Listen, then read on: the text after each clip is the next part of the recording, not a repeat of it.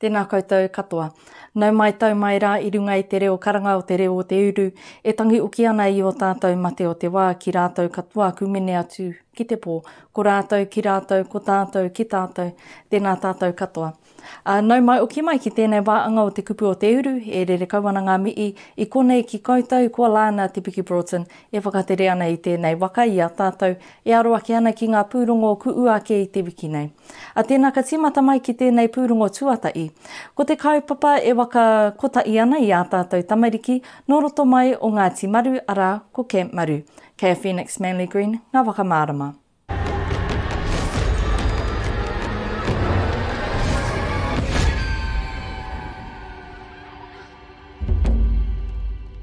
Whaoki mai ngā uri o Ngāti Maru wānui ki te ngā ere o Te Wera. I te atanei koe ke waka ngātahi o te ōpuni maru.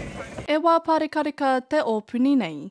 Ei ara wanaungatanga mate unga ririki o te iwi, ki runga I te wenua I taka I ai I o rātou tupuna. Ei tā tētai o ngā uri o Ngāti Maru, e koange te ngākau te kite I te wairua a kuakua, ki wainganui I te ōpuni. I love all the whanaungatanga of the camp, all the tamariki getting together, getting to know one another, and really special being in Maru country and where they belong. I think the coolest thing is to see the kids smile on their faces as they get into that water and they start working out how to do the kayaking and they get somewhere and their confidence grows, and have a great time. Ko te ōpuni maru tuatai tēnei mo kānui patu. Ei tāna e mi aro te eke waka mo te wā tuatai ki te wānui o Te Wera. He rawe, te hoetahi, me te eke, I te kōriti, I te taha, he aku whanaunga. I love it. You can just hear all the laughter coming from all the tamariki and working together in their kayaks, keeping each other safe but having an awesome time. Ei tāpatu anō, nā tino otai ki tōna wānau o Ngāti Maru, tōna wairua kua koro pupu ake I te ora. Te noho tahi, ki taku whānau, me ke ako, I tōku, U kāpua. Well, that's probably the primary thing that we have to do in order to keep people safe. So it's really neat that you can teach them some key messages. So, wear a life jacket and know the water that you're going in. So it means when they leave here, hopefully they'll take those messages and stay safe over the rest of the year when they're swimming. Ei tā Wolfsfold anō, e wawatanui kia kite I te autūtanga o ngā tuakana e te ōpuni tuatoru o Ngāti Maru. Kia kite I te aroa ki wainganui I te tuakana me te teina. It'll be really neat to see the kids return because you've got a lot of returnees and that means it's a great camp and they'll hopefully take on some leadership roles and look after the little kids coming through and still have a really good time. I'd love to see this carry on. This is the second year that we've had the Maru camp. It's been amazing just seeing the growth of all the tamariki, the confidence, hearing the beautiful waiata and the singing, just all of it's just been a tāhua and just amazing. So. Ko te manoko nui o Haywood, kia oki mai anō te ōpuni e te tau e eke mai, ai ara ononga mo te ungaririki o Ngāti Maru wānui. Phoenix Manly Green, te reo o Te Uru.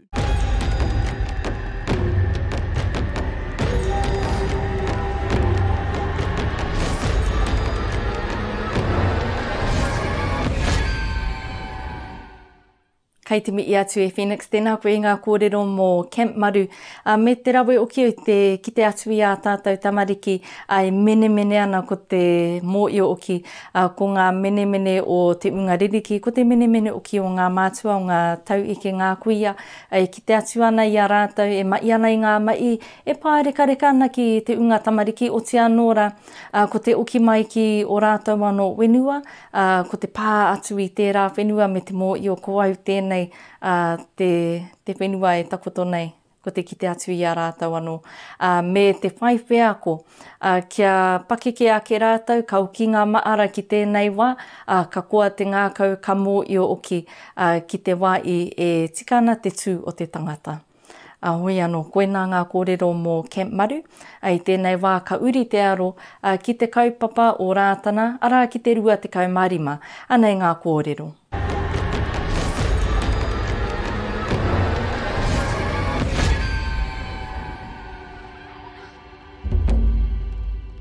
Ko tae mai nei ki rātana pā i tēnei rangi te rua te kaumārima e whakanui ana i a Tahu Pōtiki Wiremu Rātana e ui ana te tini te mano ki te wakamoemiti. E manu iri tūārangi no te iwi ainu kueke mai i tēnei rangi e wakapūmau ana i ngā ere tua uki. Mohi o whānui tiana i tēnei tau ka whakanuia i te kotahi rau ngā tau o te World Tour tuatahi a tō tātou mānga i te tau kotahi mano iwa raurua te kaumāwhā.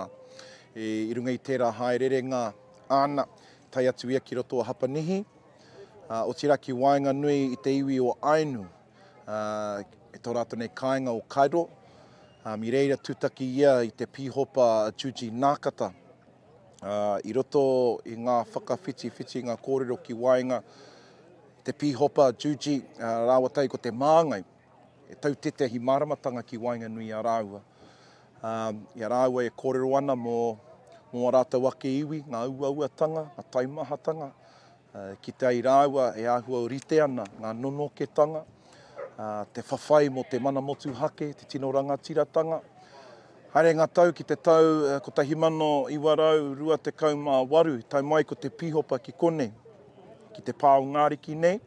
Nāna no hoki i whakatūwhera i tō tātou temepara.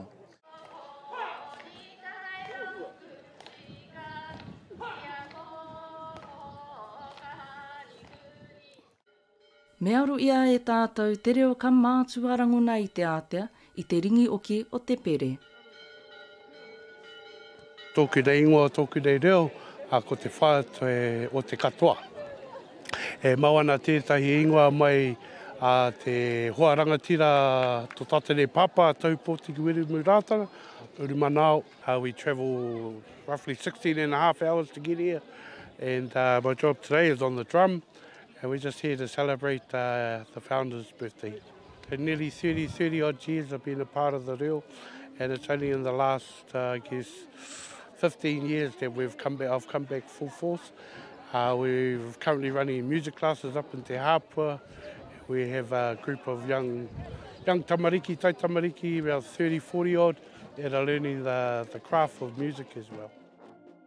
Tēnā no e pou no te ware ko ngā kātipa me te I kōrero mo te tūranga. So our role within Hāhi is we protect the people. So our role is, tūranga is called the kātipa.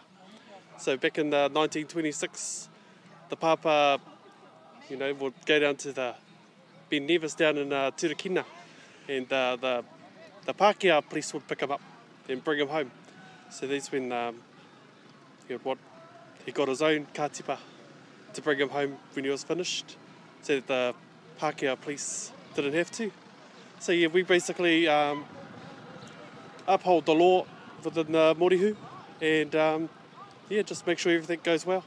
We're just greeting them, keep the ways clear for the band.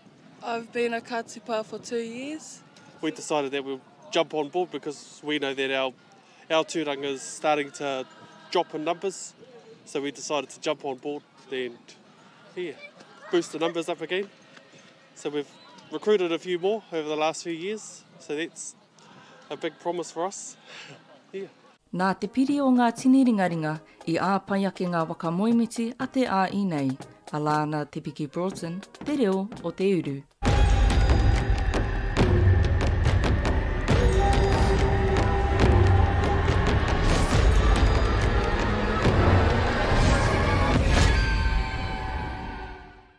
Koina ngā kōrero mō e te iano, kōrero mō Rātana I tēnei tau, mo te rua te kaumārima e wakanui ana I te kotahi rātou. Koina uki ko ngā pou I whai wā ki te kōrero mai ki tātou I tēnā pūrongo, pēnei I te reo e waka ea ana I te ara, ai taka I mā te manu iri, mā te unga wakaeke, ngā ope, ka eke mai ki runga o Rātana, tai noa ki ngā akapita. E tiaki ana I te apori I te unga o Rātana I tērā wā. E tangata ka kitea, engari e reo kāre e ka arangona I roto I a rātou, whakamārama mai te wā I ki a rātou. Hoi anō e manu iri tūwārangi I tai mai I Apanii ki ki te hoki mai ki e rā ononga ki rātana, me te whai oranga tētei ki tētei, i roto i ngā tau kume, i roto i ngā pēitanga o te wā, e ara i te mea e tau au ana ki tātou te Māori, engari kura e pēnei ana, pēnā o ki a rātou, pērā o ki a rātou no apani te iwi take o reira. Nō reira, e oranga nui kamutu, e mō i wana ku whakatungia tēte i wakaturanga mō rātou ki te papatonga rewa, ki te ngā mō te motu nei o Aotearoa i tēnei wā. Ka uri anō te aro e te iwi, kei te aroa ki tātou, ki tēnei paki i Māori, e tuku ana i ngā ua kei a rātou raurau, ara ko Tika Catering. Whakarongo mai rā, kei a Phoenix Manly Green, ngā kōrero.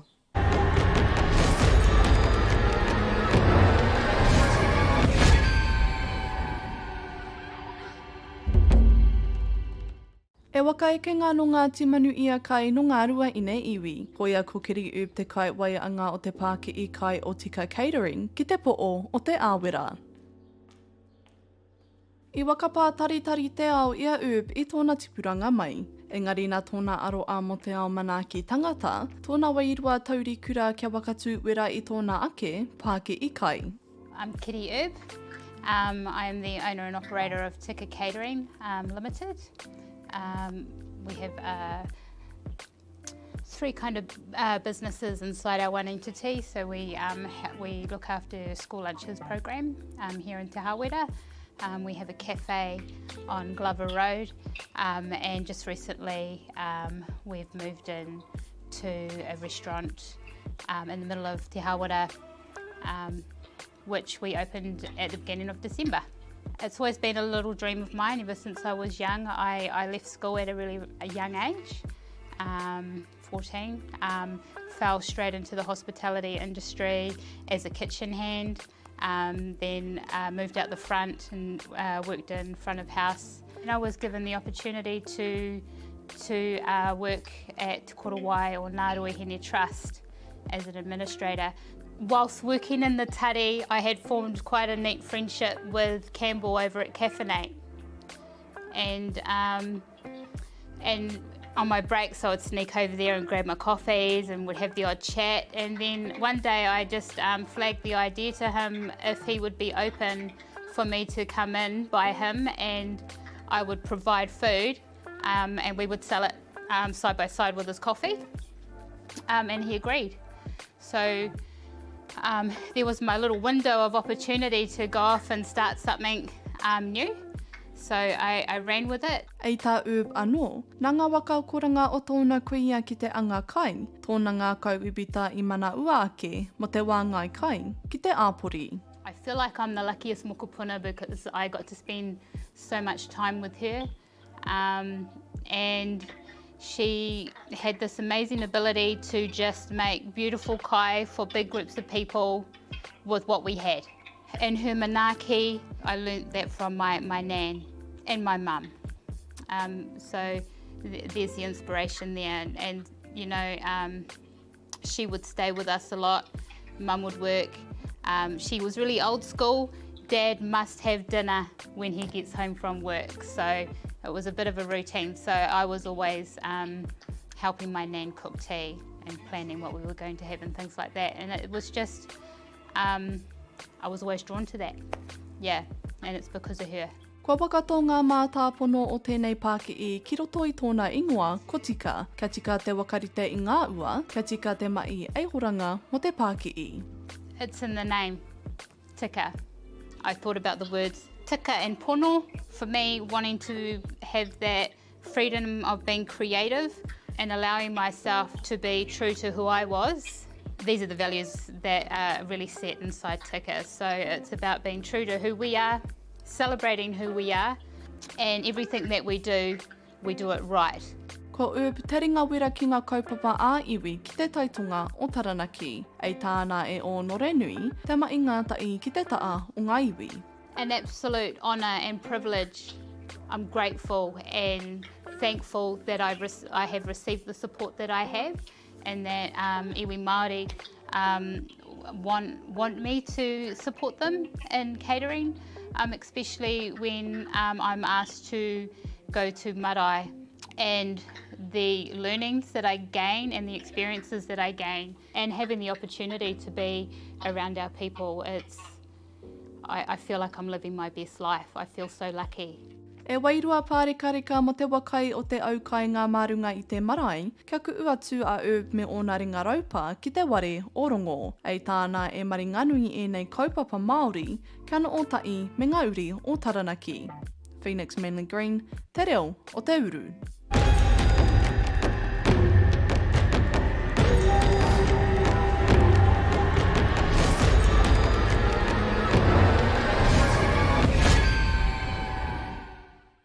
Tēnā koe Phoenix e nā kōrero mō tika catering. E mea whakaaweawe pia i a tātou e pērā ana te aro, tērā pia kei te mōi o tātou ki ngā mai e pārekareka ana ki a tātou anō. E ara anō pia e taka i mā tātou i roto i te āhuatanga o te whai oranga mo te whānui, te waka iko mai i ngā rama, te whakarite i te kairunga i te tēpu, kai te kōrero mo te āhuatanga o te whai oranga, e kawe pai ai ngā mai o iara, e kātū mai meki. Engari ko te painga o te whakarite i tau anō Pakii, ka whakarite i tau Pakii e ai ki ngā mai, e pai ana ki a koe, kātai kārua, i runga i ngā ia o te iwi. Koinei te tauira, tēte i tauira, ai whai mā tātou. Me te whakarongo ki ngā whea ko kai a rātou mai, nā rātou tēnei kaupapa i whakarite, o te anō rā ko te kite atu, ka tāia e tātou, engari e nui ngā mai. Engari kei te pai tēnā, ka tāia e tātou.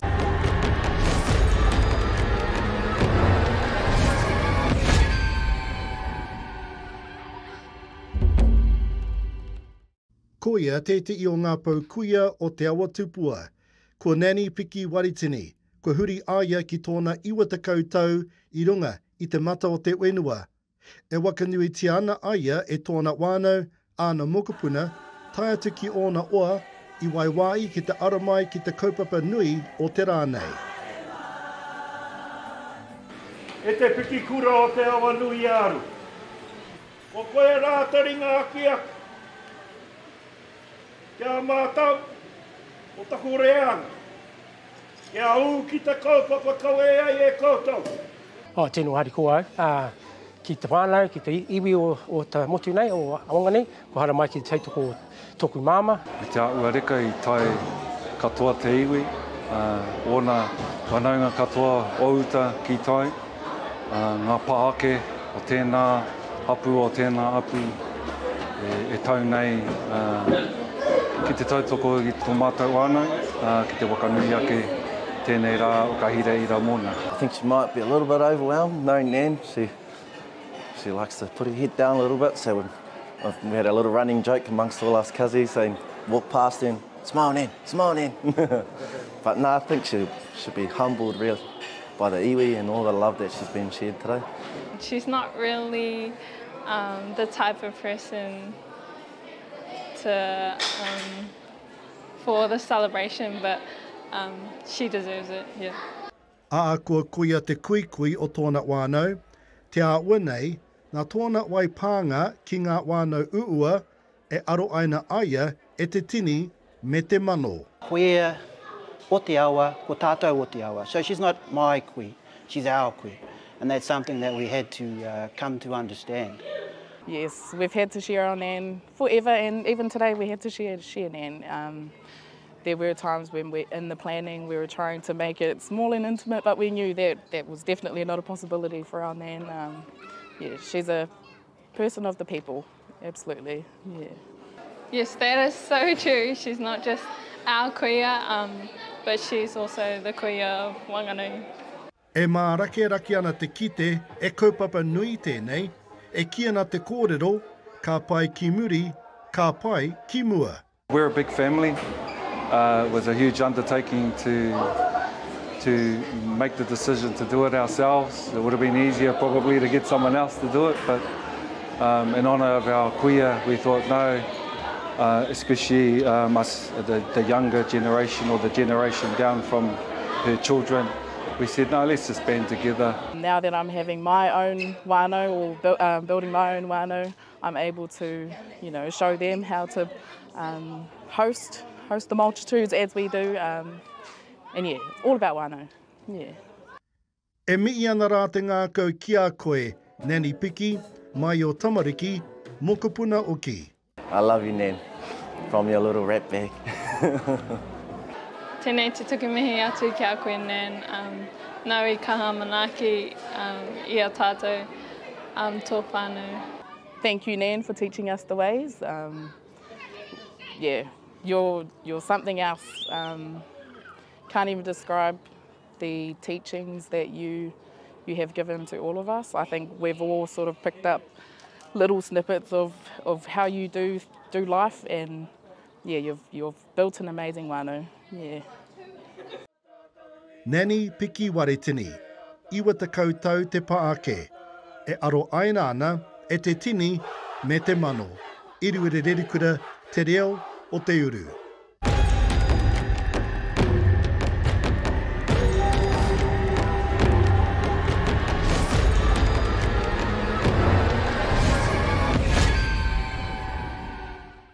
Tēnā koe eru I ngā kōrero mō koe piki e tana rangi waka ira ira a tana iwa ngā uru ku paeke rawe atu rā.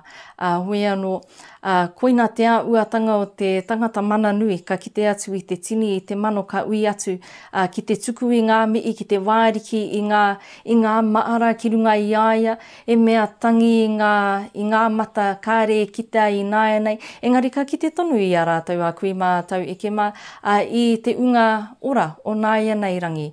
Ka mautonu ki e rā maara, ka mutu ka whai te oranga I roto I ngā kōrero e whakapakari I a tātou.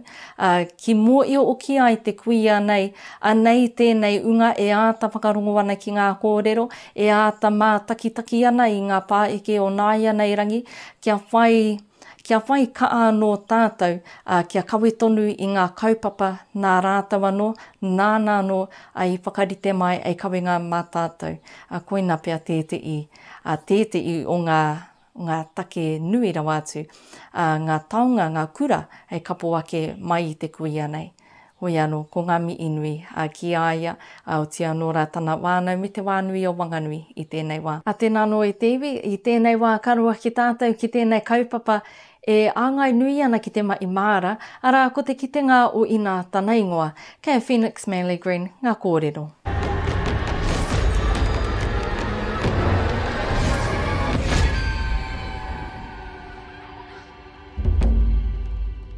Ko hina tērā e ina tore mai ana I te ata māhina. Ki te ware taonga o puke ariki, tēta iwa kāturanga e kia nei, te kitenga o hina.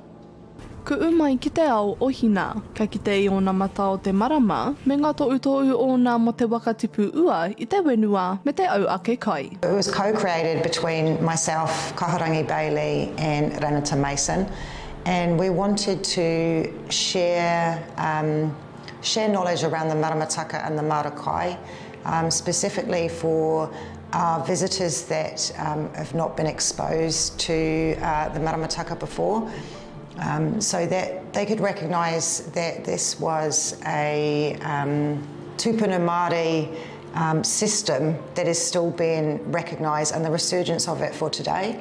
E tā turi taipa anō, e maringa nui te wāngai I te mātauranga no te kauwairunga me te kauwairaro ki te ira tangata. Wai oki e oranga nui te māra kai o te anga wakamua ki roto I tēnei ao. Well, I think it's always a great feeling when you've created something that's going to make a difference in somebody's lives, and that was, you know, our purpose, to actually make a difference, to spark people's thoughts, to make people think maybe a bit differently about growing food at home, you know, with the cost of living crisis. So it feels really good to be able to spark that within visitors. Kei te wakarite I e taikemu e rautaki ako, mo ngā āhuatanga o te maramataka Māori, e waratanga au mo tātou te ira tangata. At the moment, the education team are currently working on next term's programs, and one of their programs will be involving ticketing or hina, and actually a lot of their students are quite young, so it's actually teaching them about that the moon is not just a moon and what the relevance is and how that can influence marakai. In addition to that, Pounamu Skelton is coming in on the 7th of Feb, 5:30 to 7:30, and also on the 21st of Feb, 5:30 to 7:30, and she is going to talk about the marakai and the maramataka practices that influence planting. Kia koutou ia ana ki te timata I tētai marakai, tēnā wakarongo mai ki ngā kupu arataki o Taipa. Just to start to familiarise yourself, and there are some links and some interactives out there which help people understand about the different phases of the moon, and learn to be able to look up at the sky and go, you know, actually that's that part of the moon, and we know that this part of the moon is good for doing this on this day. So yeah, I would suggest come into the exhibition, get a feel, get a basic understanding, and then carry on your research within yourselves. E whānui e waroa te marakai mo te wānau, mei kore mo te māramatanga o hina, ka kore tātou e moio I nā te wātika ki te wakatipu I ngā ua, kano o tēnei wakaturanga o te kitenga o hina, te ware taonga o Pukeariki, tainu atu ki te 24 o Apirira. Phoenix Manly Green, te reo o Te Uru.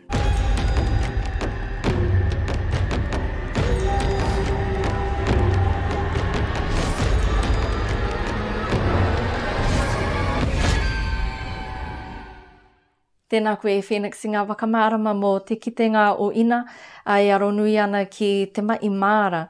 Tērā pēr no te wā o te rāui, ai te tau 2002 te kau ka kite atu I te tokomaa o te motu nei e aronui ana ki te mai māra. Ki tua o te ōunutanga I te mea, e nui te mātauranga o roto I te mai māra, e nui te rā weke ka tāia e tātou kia whai māramatanga no, ki tēnei o arā te whakatō I te kākano, te poipoi, te ruirui ki te wai kia puāwai. Engari ki tua o tērā, ko te wero I te pūnaa.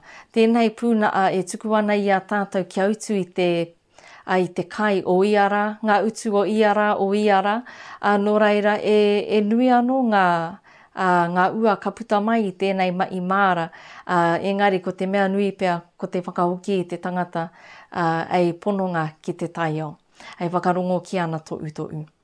Hoi anō I te iwi. Tēnā koina katoa ngā kōrero ku ua ki te reo o Te Uru I tēnei wiki. Ai mi I kaua tuana ki ngā pau reo irirangi Māori, ki te korimako o Taranaki, ki te reo irirangi o whānui, o te anōra ki te reo irirangi o Rangitāne. I tere paia I tēnei waka nā te tautoko mai o te māngai pāo. Ko Alana Broughton tēnei, he mi I kaua tuana ki koutou. Tēnā koutou, mauri ora, ki koutou katoa.